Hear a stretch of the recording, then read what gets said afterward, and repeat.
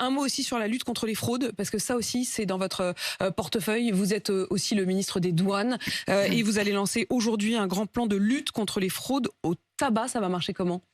On fait un constat, c'est que la vente et le trafic de tabac de contrebande explosent dans notre pays. Si je vous donne quelques chiffres, il y a 5 ans, il y avait un peu plus de 200 tonnes de tabac qui étaient saisies en France. L'an dernier, on était à 400. Et cette année, on sera probablement au double, c'est-à-dire à 800 tonnes. On est déjà à 600 tonnes en 10 mois. Parce que la réalité, c'est que un certain nombre de réseaux mafieux se sont reportés sur le trafic de tabac plutôt que sur le trafic de stupéfiants. Il y a une explosion. C'est très mauvais pour notre pays. D'abord, c'est mauvais parce que ça finance de la criminalité. C'est mauvais ensuite, Apolline de Malherbe, parce que c'est une perte fiscale pour l'État, 3 milliards d'euros. Et c'est mauvais parce que ça déstabilise le réseau des buralistes. Et on a besoin de nos buralistes dans notre pays pour la cohésion des territoires, pour le lien social dans les territoires. Mais est-ce que ça veut dire aussi, Gabriel Attal, que vous considérez désormais qu'il faut lutter contre le trafic de tabac avec la même énergie, la même vigueur que contre le trafic de drogue? Oui, parce que le trafic de tabac n'a plus rien à envier en termes de méthode et de volume au trafic de stupéfiants. Vous savez ce qui s'est passé cette année? Pour la première fois dans notre histoire, on a démantelé sur le sol français des usines clandestines de tabac. 3 usines clandestines de tabac en région Île-de-France et dans le Nord qui produisaient entre 1 et 2 millions de cigarettes de contrefaçon chaque jour. On les a démantelées. On a parfois des conteneurs qui arrivent avec 10 tonnes de tabac de contrebande.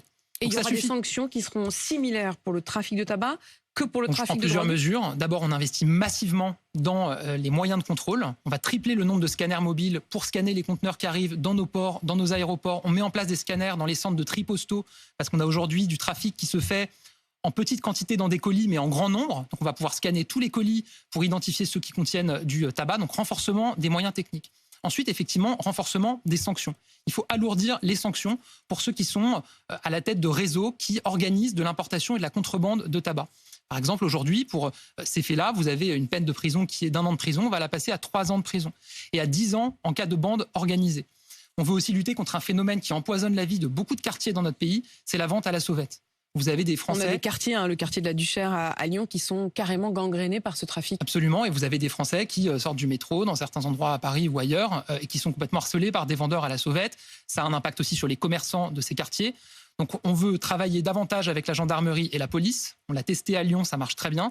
Et faire des opérations coup de poing, des descentes douanières pour aller harceler ces vendeurs à la sauvette. Je veux également que les vendeurs à la sauvette, quand il s'agit d'étrangers, qui sont condamnés pour ça, se voient recevoir la peine d'interdiction du territoire français, une peine complémentaire d'interdiction du territoire français. Ça, parce qu'en fait, on a l'impression qu'on donne des peines d'interdiction du territoire ou d'obligation de quitter le territoire. Aujourd'hui, cette peine, elle existe quand vous avez du trafic de stupéfiants. Je veux que ça soit aussi le cas pour le trafic de tabac. Mais c'est pas juste théorique? Non, je ne crois pas. Vous savez qu'on a une loi qui va arriver sur l'immigration. On a par ailleurs une loi qui est en train d'être discutée au Parlement sur le ministère de l'Intérieur qui permet de renforcer nos sanctions et d'être plus efficaces.